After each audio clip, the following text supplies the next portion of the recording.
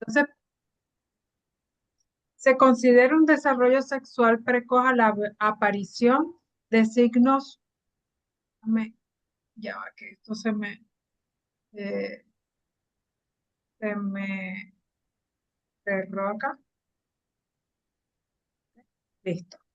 Se considera un desarrollo sexual precoz a la aparición de signos puberales antes de los 8 años en la niña y antes de los 9 años en el niño. Este ha sido un concepto o un punto de corte que ya se ha establecido desde hace muchos años y al día de hoy se mantiene, ¿ok? Así que debemos estar atentos a la aparición de esos caracteres sexuales secundarios antes de esas edades. Desde el principio debemos diferenciar lo que se refiere a lo que es una variante incompleta de una pubertad precoz verdadera. ¿Ok? Variantes incompletas es cuando aparecen estos caracteres sexuales secundarios en forma aislada y en ocasiones incluso no progresiva. ¿Y por qué es importante diferenciar? Porque son pacientes que se pueden seguir en el tiempo y que la mayoría de las veces no necesitan tratamiento y hay que evitar en ellos la utilización de tratamientos de forma inadecuada. En este caso tenemos la pubarquia precoz cuando aparece el vello pubiano en forma antes de las edades ya mencionadas, la telarquia precoz, que es el desarrollo del botón mamario en forma aislada, e incluso puede haber una menarquia precoz, que muchas veces puede ser inconcebible que una niña haga un sangrado genital de origen uterino y que no sea una pubertad precoz verdadera. Y vamos a ver cómo la vamos a diferenciar y a qué se refiere específicamente. Por otro lado, vamos a tener esas pubertad precoz verdaderas, que son aquellas que sí requieren tratamiento porque son progresivas y pueden comprometer la evolución del desarrollo físico y sexual del individuo. En este caso tenemos la pubertad precoz central, que es aquella que depende del eje hipotálamo y hipófisis gonadal, y la pubertad precoz periférica es aquella donde la secreción de esteroides sexuales es a nivel periférico, o sea, de origen gonadal o adrenal, pero totalmente independiente del estímulo que pueda ejercer el hipotálamo y la hipófisis. Entonces vamos a comenzar con lo que es la pubarquia precoz.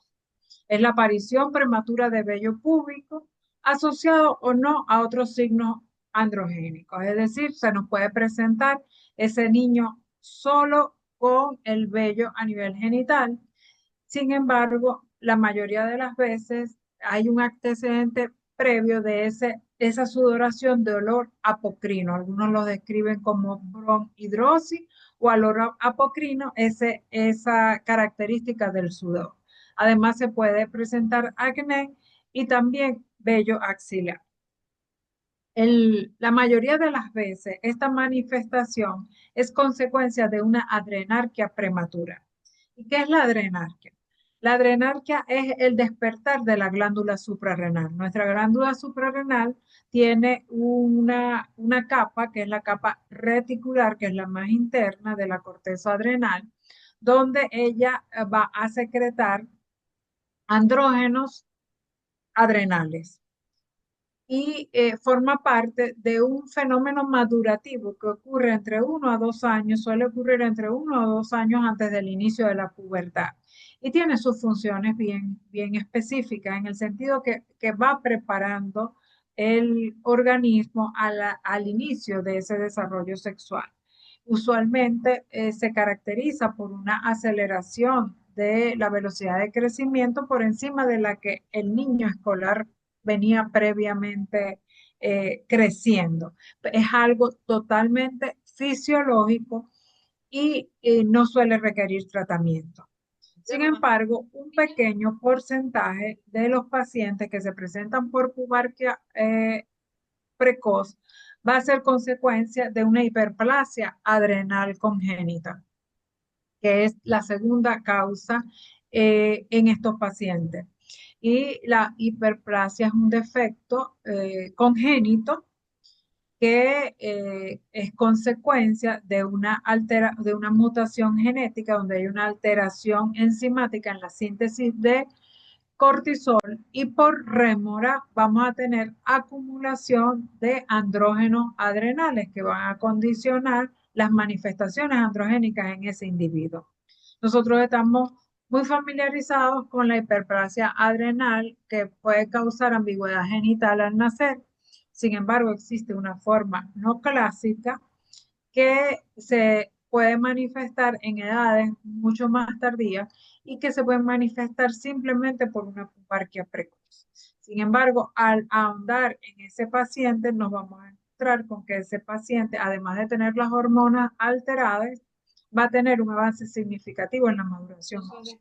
Son pacientes que requieren tratamiento. Por otro lado, y mucho menos frecuente, podemos tener tumores adrenales o gonadales productores de andrógeno. ¿Y en quiénes es más frecuente la pubarquia precoz, esa que es originada por una adrenarquia prematura, que es lo más frecuente? Suele ser más frecuente en pacientes que incrementan su índice de masa muscular en forma brusca, también en aquellos niños nacidos pequeños para edad gestacional, sobre todo aquellos que hacen una sobreganancia de peso eh, rápida en los primeros meses de vida. Entonces, de alguna manera vemos cómo aquí la glándula adrenal incluso juega un papel interactuando con la parte metabólica del individuo. ¿Okay? Y son pacientes que tienen mayor riesgo de obesidad, de hipertensión, de dislipidemia y en caso de las niñas de síndrome ovario poliquístico.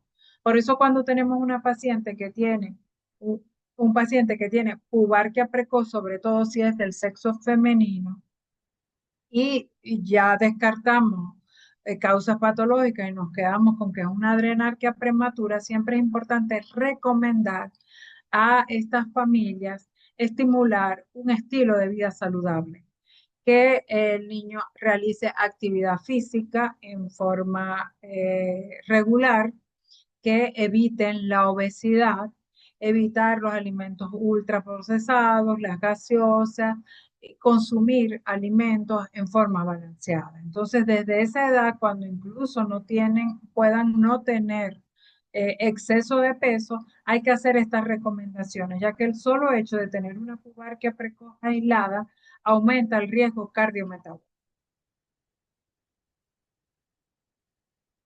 En el caso de la telarquía precoz, vamos a tener una presencia de desarrollo mamario aislado antes de los 8 años en las niñas.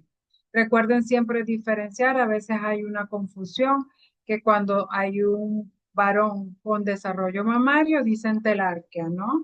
Y debemos recordar los conceptos que en el caso de los varones, cuando hay desarrollo mamario, se llama ginecomastia. Entonces, telarquía vamos a hablar solo en el caso de las niñas. En este caso puede ser unilateral o bilateral. ¿Qué pasa? Es un punto de inflexión poder diferenciar si es una telarquía precoz aislada o es el inicio de una pubertad precoz verdadera, ya que la pubertad precoz de origen central, condicionada por un estímulo hipotálamo hipófisis gonadal, va a iniciar también por desarrollo mamario. Entonces, cuando nosotros tenemos una niña en esta edad que solo tiene desarrollo mamario, tenemos que ser muy acuciosos en cómo vamos a evaluar a esa paciente. En el caso de la estelarquía precoz, no hay aceleración de la velocidad de crecimiento, no hay avance de la maduración ósea, las hormonas son normales y no hay otros cambios, no hay pubarquia, no hay alteraciones a nivel de la mucosa vaginal, ¿ok? Entonces, a pesar de que en ocasiones nos encontramos con telarquias significativas, a veces pensamos que una telarquia precoz aislada puede ser solo aquella que es circunscrita al botón mamario. No, a veces son de mucho mayor tamaño, pero no progresan a una pubertad precoz. Entonces, son pacientes que no requieren tratamiento, solo seguimiento, pero ojo, no nos confundamos si es una pubertad precoz verdadera, porque a veces nos llegan las pacientes cuando ya prácticamente van a menstruar y nos dicen, el año pasado la vio el pediatra y nos dijo que eso era normal. Entonces, tenemos que estar bien seguros. De allí la importancia de que tiene el seguimiento pediátrico, vigilando la velocidad de crecimiento de ese niño. No hay como ese niño que todos los años o cada 6 meses los ve el pediatra y hace su seguimiento de su crecimiento y su desarrollo. Un punto muy particular es las niñas menores de 3 años. ¿Ok? En esta etapa de la vida ocurre lo que se llama mini pubertad y podemos tener telaquia precoz aislada que no evoluciona a una pubertad precoz.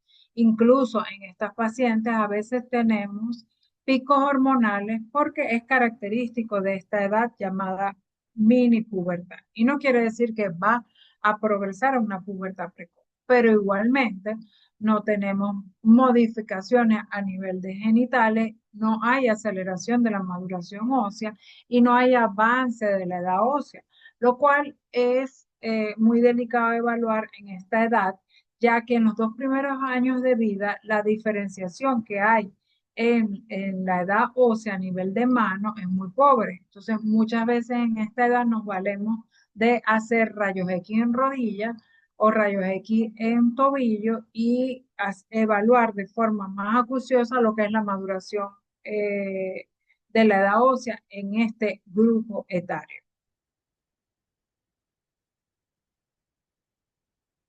La menarquia precoz. Y sí, es la presencia de sangrado vaginal periódico en niñas entre 1 año y 9 años sin signos puberales.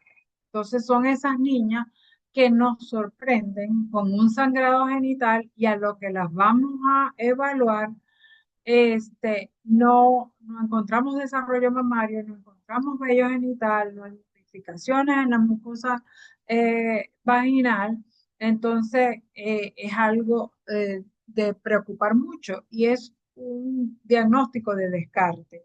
En estos casos nosotros vamos a ver que la ultrasonografía pélvica es totalmente normal, que el perfil hormonal es totalmente normal, que la edad ósea es normal, que no hay aceleración de la velocidad de crecimiento, pero también tenemos que hacer diagnóstico diferencial con, por ejemplo, lo que son abusos, lo que son incluso manipulación e introducción de cuerpos extraños por parte de la misma paciente, por eso a veces incluso hay que hacer endoscopia, pero a veces descartamos todo esto y son niñas que pueden sangrar, usualmente son sangrados escasos, pero pueden sangrar cada 3 meses, cada 4 meses, y a veces hay unas que incluso más frecuentes. No es algo muy frecuente, pero se puede presentar y constituye un reto explicarle a los papás y tranquilizarlos en el sentido de que la mayoría de estos pacientes tienen un desarrollo totalmente normal. Y luego llegamos a lo que es la pubertad precoz central, que es aquella donde el desarrollo sexual se produce como consecuencia de la activación pulsátil del eje hipotálamo hipófisis gonadal. El, la secreción de las hormonas a nivel central, a nivel del hipotálamo, es en pulsos. ¿Okay? Y en el momento que empieza en hora de las madrugadas a secretar pulsos, especialmente de GnRH, que es hormona liberadora de gonadotropinas, y de LH, eso marca el inicio de la pubertad precoz y allí se van a presentar en sucesiva y en evolución todos los cambios que se producen en consecuencia de esta pulsatividad hormonal. Esos esteroides sexuales que se sintetizan a nivel gonadal son los responsables de la aparición de los caracteres sexuales secundarios. Y ya esto va a tener características bien precisas porque ya se van a ir presentando en un orden progresivo. Además, vamos a tener aceleración de la edad ósea, aceleración de la velocidad de crecimiento a un tiempo más temprano que el que corresponde, como lo vamos a ver a continuación. Entonces, ¿cuáles son las causas? ¿Por qué ocurre una pubertad precoz, verdadera, central? ¿Por qué se despierta ese reloj biológico que permite que haya un progreso en la pubertad en forma temprana y prematura? La mayoría de las veces es idiopática y no se encuentra ninguna razón. ¿Ok? Sin embargo, hay muchas causas que se han implicado. Ya en los últimos años se viene hablando mucho de los llamados disruptores endocrinos. ¿Y qué son disruptores endocrinos? Son compuestos químicos que se encuentran en el ambiente que pueden interactuar y modificar el cómo funcionan las hormonas en el cuerpo humano y en especial las gonadotropinas y los esteroides sexuales. En el caso de las niñas, en el caso de la pubertad precoz en niñas, que es lo más frecuente y es donde más se han descrito la interacción con disruptores endocrinos, se describen, por ejemplo, el uso de maquillaje, los compuestos que se encuentran en el maquillaje, incluso en el maquillaje infantil, en la tintura de uñas, en el slime, ¿ok? Que ese jueguito elástico que yo pensaba que ya ni se usaba y resulta que me he puesto a interrogar a los pacientes y la mayoría de los niños tienen slime.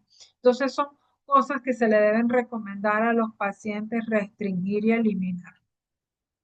También se han descrito causas genéticas en mutaciones específicas, en particular en un compuesto llamado quispectina y su receptor a nivel del sistema nervioso central, que cuando hay mutaciones a ese nivel, las pubertades empiezan mucho más temprano y de allí que se describe pubertad precoz asociadas a familias. Hay familias donde tenemos varias pacientes con pubertad precoz.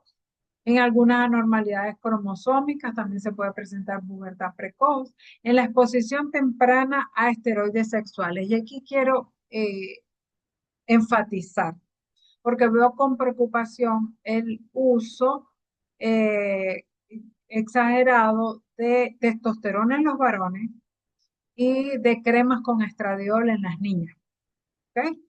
En el uso de testosterona en niños está muy particularmente indicado en casos de micropenes, en casos de hipogonadismo, en retardo puberal, pero las dosis son muy pequeñas. En el caso de micropenes en niños pequeños, imagínense que colocamos una décima de una ampolla, que es la que viene para el uso en el adulto. Y cuando son adolescentes, máximo de 2 décimas. Y me llegan pacientes donde muchas veces les han colocado una ampolla de testosterona y les han mandado a repetir las dosis. Eso tiene implicaciones importantes, porque cuando les explicaba lo de la pulsatividad, ese pulso de hormona que le das en dosis alta y que luego cae el nivel hormonal y se lo vuelves a dar, estimula el eje hormonal, el eje hipotálamo hipotrópico. Entonces, eso hay que tener mucho cuidado porque veo mucho uso, incluso en cirugía pediátrica y en urología. Igualmente en las niñas, en el caso de la coalescencia de labios menores, muchas veces se usa rutinariamente el estrógeno en crema y se repite, se repite, se repite. Eso también puede afectar eh, estos niveles hormonales. También existen otras causas de pubertad precoz, como en el caso de lesiones congénitas del sistema nervioso central, en caso de lesiones a nivel hipotalámico, quistes aracnoideos, en los casos de hidrocefalia y mielomeningocele, son pacientes que tenemos que estar pendientes porque suelen hacer pubertad precoz en la neurofibromatosis, en la displasia cetoóptica, son pacientes que vemos entre la lista de nuestros pacientes con pubertad precoz. Y en el caso de lesiones adquiridas, el craneofaringioma y el astrocitoma, muchas veces cuando nosotros tenemos una pubertad precoz de presentación rápida o en edades tempranas, o de presentaciones atípicas y pedimos la resonancia magnética de entrada, nos encontramos con estas lesiones. También posterior a asfixia, a traumatismo cráneoencefálico, los pacientes sobrevivientes de cáncer que han recibido radioterapia, los pacientes con antecedentes de meningitis o encefalitis también tienen mayor riesgo de pubertad precoz. También los pacientes con parálisis cerebral. ¿Okay? Entonces son pacientes que con todos estos problemas neurológicos que hemos eh, mencionado, tenemos que mantenerlos monitorizados desde este punto de vista. Entonces, a todas estas causas también se han adicionado algunos factores que si bien no tienen un efecto directo de causa-efecto, se han descrito como involucrados en que se presenten. Por ejemplo, los factores emocionales, cosas como que los pacientes adoptados, sobre todo cuando están adoptados de diferentes continentes, es decir, que han cambiado totalmente su cultura, su entorno, tienen mayor riesgo de pubertad precoz. Factores socioeconómicos. Hay una tendencia secular a que los países con mejores condiciones socioeconómicas, las pubertades se están presentando en forma más temprana. Algunos opinan que tienen que ver con mayores niveles de índice de masa corporal. Los factores ambientales, lo que venimos hablando de los disruptores endocrinos, que cada vez se contabilizan más, por eso tenemos que cultivar en nuestros pacientes cada vez una vida más saludable y libre de la mayor cantidad de químicos que podamos. Y la pandemia del COVID. Fíjense que casi que tuvimos una epidemia de pubertad precoz después de la pandemia, ya ha disminuido un poquito, pero pareciera que va más allá del aumento del índice de masa corporal, pareciera algo intrínseco a la propia pandemia. Sabemos que el COVID causó mucho, altera mucho el sistema inmunológico, pareciera que aquí también jugara un papel en estos pacientes. ¿Okay? Realmente no está clara cuál es la causa-efecto, pero es algo que se ha descrito en la mayoría de los países. Ok, entonces, ¿cómo se van a presentar estas características clínicas? ¿Cómo vamos a ir haciendo el diagnóstico de estos pacientes en función a las características clínicas? En las hembras, ya saben, como les mencioné, primero el desarrollo mamario. Además, vamos a observar una velocidad de crecimiento acelerada que se ve desde las primeras fases de la pubertad. Luego se presenta la pubarquia y luego la axilarquia, ¿okay? La aparición de vello en región púbica y la aparición de vello axilar. También algo muy importante, y por eso es que debemos examinar los genitales de las niñas y separar los labios, se suele ver que va cambiando ese introito genital, que incluso cambia de coloración a un color mucho más claro, a un color mucho más pálido. En ocasiones incluso podemos ver que el himen se engruesa y se protruye. Eso es muy característico de pubertad precoz. Esos son signos estrogénicos. Igualmente, cuando esa mamá nos está diciendo, doctora, doctor, le sentí el botón mamario y también tiene un flujito. Eso es signo de que están empezando a aumentar las secreciones vaginales consecuencia del influjo estrogénico. Entonces, ojo en esos sentidos. En el caso de los varones, lo que marca el inicio de la pubertad es el volumen testicular, el aumento del volumen testicular por encima de 4 ml. Quien no tenga un orquidómetro para medir, puede medir en forma longitudinal el testículo con una regla y ya más de 2,5 centímetros constituye el equivalente a 4 ml. Cambios en la rugosidad del escroto. Al principio de la pubertad, uno empieza a ver que el escroto se elonga, se pone como muy finito, para luego empezar a crecer y engrosarse nuevamente. La elongación del pene, la aparición del vello, luego la aparición del vello axilar Y la aceleración de la velocidad de crecimiento no se ve en las primeras fases. Ya la aceleración de la velocidad de crecimiento en los varones se suele ver después, a partir del TANER 3. Entonces no es lo primero que solemos ver, en cambio en las niñas sí se ve mucho más temprano. ¿Qué estudios diagnósticos se hacen en la evaluación de pubertad precoz? La edad ósea, la maduración ósea. Dice que un niño con pubertad precoz tiene por lo menos más de un año de avance de la edad ósea. Claro, este no es el único parámetro. Recuerden que podemos tener niños con avances simples del crecimiento y son niños que siempre tienen una edad ósea un poquito avanzada acorde a la edad.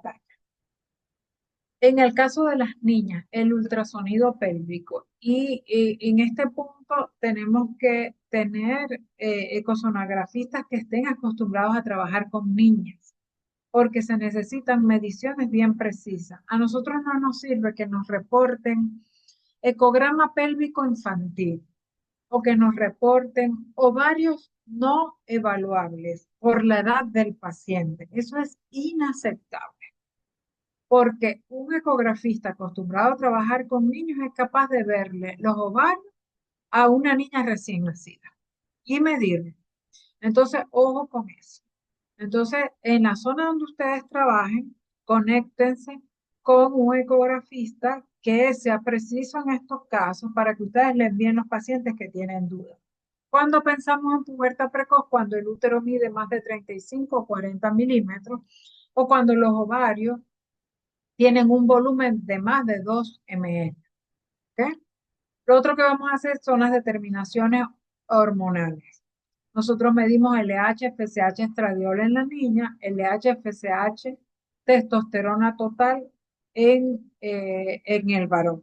¿Ok? Aquí estamos hablando de pubertad precoz verdadera. Acuérdense que cuando estamos evaluando, por ejemplo, pubertad precoz, que queremos descartar una hiperplasia adrenal congénita, podemos pedir andrógenos adrenales, pues pedimos diasulfato, pedimos 17 hidroxiprogesterona, principalmente esas dos.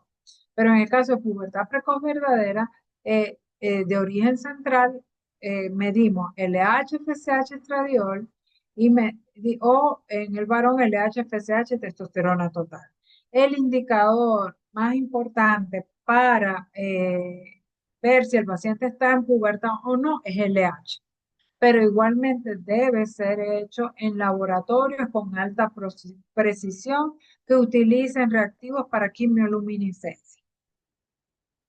En ocasiones, aún así, nos queda la duda y el perfil hormonal no es totalmente claro para determinar si el paciente está en pubertad o no. Recuerden que las hormonas se secretan en pico y muchas veces encontramos el valle de la hormona. Por esa razón, en ocasiones, nosotros los especialistas nos tenemos que valer de pruebas de estimulación dinámica, que son pruebas que hacemos los endocrinólogos, donde tomamos una determinación basal de hormonas, administramos un medicamento y luego, en unos puntos específicos de tiempo, tomamos nuevamente las determinaciones hormonales y así podemos evaluar si ese eje ya está estimulado. ¿En qué pacientes vamos a hacer resonancia magnética? En los varones siempre. Cuando nosotros diagnostiquemos un varón con pubertad precoz verdadera, nosotros tenemos que eh, hacer una resonancia magnética cerebral, porque podemos tener hasta un 30-40% de riesgo de organicidad. Es decir, todas esas lesiones que describimos como etiología en el sistema nervioso central, la mayoría de las veces ocurre en varones. ¿Ok? En niñas, como la mayoría de las veces es idiopática, no se suele solicitar resonancia a menos que tengamos, sean niñas muy pequeñitas, menos de 6 años, donde la frecuencia de organicidad vuelve a aumentar. También en esas niñas que evolucionan muy rápido. A veces tenemos niñas de esa edad, 4 o 5 años, que le dicen, doctor, hace 3 meses empezó a salir su mamá y ahora sangró. Y créanle, eso puede ocurrir. Pero la mayoría de las veces que ocurre así en forma tan brusca es porque hay una lesión, es porque hay un tumor o hay una lesión a nivel del sistema nervioso central. ¿A qué llamamos pubertad precoz periférica? Es aquella causada por aumento de la secreción de estrógenos o testosterona de origen gonadal o adrenal que no está mediado por el eje. También puede ser causado por exposición exógena a esteroides sexuales, usualmente en forma iatrogénica o inadvertida cuando el paciente se pone en contacto con un preparado hormonal que usa la mamá o el papá. Las manifestaciones clínicas son atípicas, ya que no se presentan con la secuencia ordenada. ¿Ok? Es decir, por lo general se manifiestan casi siempre, es más frecuente que se manifiesten inicialmente por vello antes que la telarquía o el crecimiento testicular en el varón. Se puede manifestar en el varón por macrogenitosomía, en la hembra por crecimiento del clítoris, entonces ya aquí empezamos a ver que son manifestaciones muy distintas a una pubertad precoz central. Puede ser de origen adquirido o genético. ¿Ok? En el caso adquirido son esos pacientes que tienen, por ejemplo, tumores. ¿Ok? Son aquellos pacientes que se han expuesto en forma exógena a esteroides sexuales. Y en el caso genético, la gran representante es la hiperplasia adrenal congénita.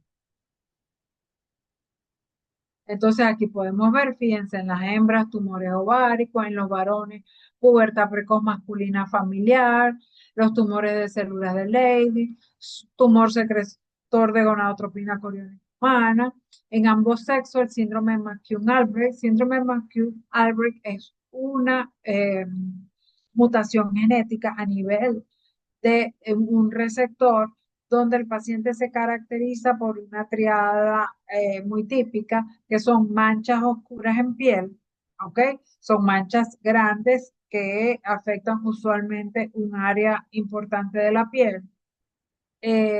Displasia fibrosa poliostótica, que son zonas del esqueleto donde el esqueleto es como una galletita, muy frágil y la presencia de pubertad precoz. Son pacientes que también pueden presentar otras endocrinopatías. La hiperplasia suprarrenal congénita, que puede ser en el varón o en la hembra, los tumores suprarrenales, la exposición exógena a disruptores endocrinos o esteroides, fíjense que aquí vuelven a presentarse, y los hipotiroidismos severos. Entonces, ya habiendo hablado todo esto, vamos a enfocarnos cómo vamos a orientar a ese paciente. Entonces, primero vamos a hacer un detallado historia clínica donde, recordando todo lo que hemos hablado, vamos a ver, bueno, a qué edad se me está presentando este paciente con los caracteres sexuales secundarios. Ah, es en los 2 primeros años de vida. Bueno, lo más probable es que esté asociada a esa mini pubertad que no requiere tratamiento y que suele ser autorresolutiva. Es una telarquía simple, por ejemplo. Ya, no, mira, pero el paciente se está presentando entre los 6 y 8 años, ya empezamos a ver que son las edades más frecuentes de pubertad precoz. La orden de aparición de los síntomas. Ya sabemos que en una pubertad precoz central vamos a tener en la niña como aparece primero la telarquia, luego la pubarquia, luego la axilarquia. En el varón, primero el crecimiento testicular, que puede pasar desapercibido. Por eso es muy importante examinar a los pacientes. A veces en mi caso, que yo evalúo pacientes de diferentes patologías, pero a todos les examino genitales, muchas veces me refieren a un paciente por una condición y termino haciendo una pubertad precoz, porque al medir el testículo al varón tiene más de 4 meses.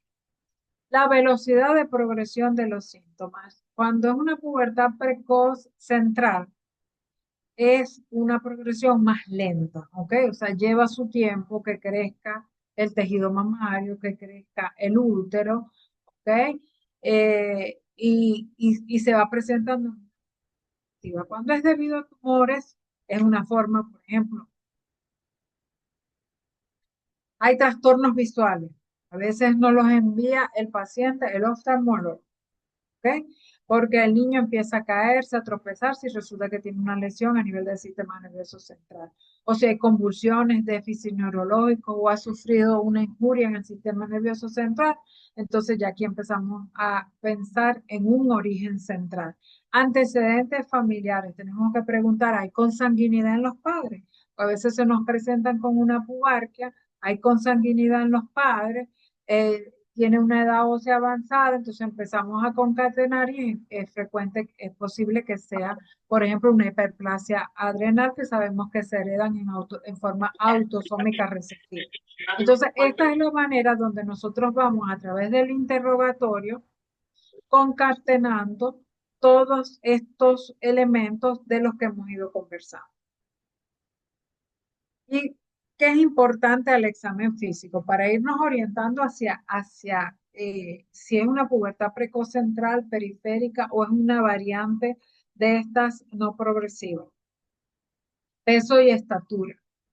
Cuando me llegan a mí, a veces no tengo los datos anteriores. Muchas veces yo le pregunto y a veces el papá lo tiene anotado. Pero si ustedes refieren al paciente al especialista, es importante, mira, una, dos pesos y estaturas previos de 6 meses antes, del año antes, porque nos permite sacar la velocidad de crecimiento. Igualmente, si ustedes lo están evaluando, ver esa velocidad de crecimiento. Si no han calculado velocidad de crecimiento, igual ustedes se pueden guiar por el punto en que esa estatura va en el canal de crecimiento. Por ejemplo, si una niña les llega con una telarquía precoz y resulta que el año pasado estaba en el percentil 25 en talla y este año está en el percentil 50, eso es una alerta. Eso es una niña que está acelerando su velocidad de crecimiento. Entonces, por eso es muy importante el control pediátrico. El tejido mamario se palpa. No pidan cuando tienen una niña con caracteres sexuales secundarios, este ecograma mamario. Fíjense que yo en ningún momento lo comenté antes, comenté el ultrasonido pélvico, pero no el mamario, porque realmente el ecograma mamario no aporta información adicional a la que tenemos a la palpación. ¿Ok? Cuando nosotros palpamos el pecho de la niña, podemos delimitar hasta dónde llega el tejido mamario, incluso diferenciarlo de si haya tejido adiposo o no alrededor. La inspección del vello, nosotros tenemos que revisar genitales, ver esos vellos como son. Usualmente los vellos de pubertad precoz central en la niña inician en el borde de los labios mayores, son vellos gruesos, rizados. En el caso de los varones, inician en la raíz del pene. Inspección del introito vaginal, como les comentaba, muchas veces nos da alerta cómo cambia la coloración, el grosor del himen cuando ya está activo una pubertad precoz. Y la medición del volumen testicular, que lo pueden hacer con orquidómetro si lo tienen o con regla si no tienen orquidómetro. Esto para recordar, ¿verdad? Esto lo tenemos que tener todos los pediatras en nuestra consulta. Aquí esta gráfica de los estadios de Turner en el varón muestra cómo podemos medir verticalmente el testículo y ya a partir de 2,5 cm se habla de pubertad y cómo va progresando. Esta progresión la van a tener igual en pubertad precoz, solo que en forma más temprano y en muchas ocasiones más rápida. Ok, entonces ya haciendo la orientación diagnóstica, ya interrogamos al paciente, hicimos nuestra historia clínica, hicimos nuestro examen físico, sacamos nuestra velocidad de crecimiento, también tengan en cuenta la estatura de los padres, porque así ustedes ven si el niño está en un canal de crecimiento superior al potencial genético familiar, que también nos puede orientar, y ahora llegamos a los paraclínicos. Realmente paraclínicos en pubertad precoz son pocos. Básico, tenemos que tener edad ósea, ecograma pélvico y perfil hormonal, LH, FSH estradiol en la niña, LH, FSH testosterona en el varón. ¿Okay? Esto para mostrarle algunos puntos de corte establecidos. Por ejemplo, una LH basal mayor de 0,3 es una pubertad precoz de origen central, pero cuando está menor de 0,3 tampoco la descarta totalmente. Por eso es que tenemos que unir el resto de los parámetros y si aún así nos quedan dudas, hacer las pruebas de estimulación. Las pruebas de estimulación se puede hacer con hormona estimulante de gonadotropina natural o con análogos de GnRH acuoso. A veces nos valemos del de depósito por no tener disponible el acuoso. ¿Okay? Y así vamos viendo los puntos de corte de las diferentes hormonas. La mayoría de los autores llegan a consenso en que con leuprolide más de 5,5 y con triptorelina más de 8 se habla de pubertad precoz central. Eso es a las 3 horas de administrar el medicamento. Y bueno, porque este es un tema que nos interesa tanto y por qué nosotros necesitamos tratar a un paciente con pubertad precoz. Para iniciar, no todo paciente con pubertad precoz se trata. Va a depender de a qué edad la estamos diagnosticando, de la expectativa de talla final, de la familia, de muchos factores. ¿Okay? Pero en general nosotros lo tratamos porque una pubertad precoz disminuye talla final. ¿Okay? Si bien es cierto, en el momento de la pubertad va a ser todos los cambios y estirón, se acorta el tiempo de crecimiento prepuberal. Al acortar el tiempo de crecimiento prepuberal, va a disminuir talla final. Y en ocasiones puede ser significativa. Nosotros podemos tener niñas que lo que llegan a medir es 1,40, 1,42 y varones que lo que llegan a medir es 1,50, 1,52. Entonces, es bien importante estar claro en eso y eso va a depender de la maduración ósea. Mientras más avanzada esté la maduración ósea, más comprometida está la talla fina. También el impacto emocional. Fíjense que a veces creemos que los niños que son bajitos o talla baja son los que más sufren. Pero no, los que crecen más rápido también, porque se sienten diferentes a su entorno. Entonces empezamos a ver cómo estos pacientes se tienden a aislar, tienden a ser tímidos o les hacen bullying, ¿ok? O se tornan agresivos por el mismo exceso hormonal, empiezan las masturbaciones a edades muy tempranas. Muchas veces toman posturas anómalas de la columna. A las niñitas les da pena que les vean que está creciendo el tejido mamario y tienden a encorvarse. Entonces, tiene bastantes implicaciones que tenemos que explorar y esto también se toma en cuenta a la hora de decidir tratamiento. ¿Cuál es el tratamiento? Se utilizan análogos de GnRH. Como mencionamos, GnRH es hormona liberadora de gonadotropina. Sabemos que ese reloj biológico ocurre por pulsatividad. El análogo de GnRH lo que hace es una inhibición competitiva. Se fija el receptor e inhibe esa pulsatividad. De esta manera ya no hay más picos de LH-FSH y se inhibe toda la secreción hormonal. Tenemos dos grupos principales de medicamentos, el leuprolide y la triptorelina de depósito. Vienen en diferentes presentaciones donde se pueden aplicar mensual, trimestral o cada 6 meses. ¿Okay? Estos son los más utilizados a nivel mundial, tanto leuprolide como triptorelina. Son medicamentos de alto costo. Como recomendaciones finales, incluir en el examen físico pediátrico la evaluación del desarrollo puberal, en especial en esos pacientes entre los 6 y 8 años.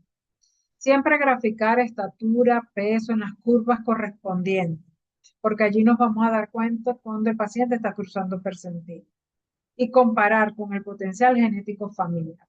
Referir oportunamente al especialista, ya que el tomar una decisión de tratar o no debe ser realizada en conjunto el especialista en endocrinología con la familia.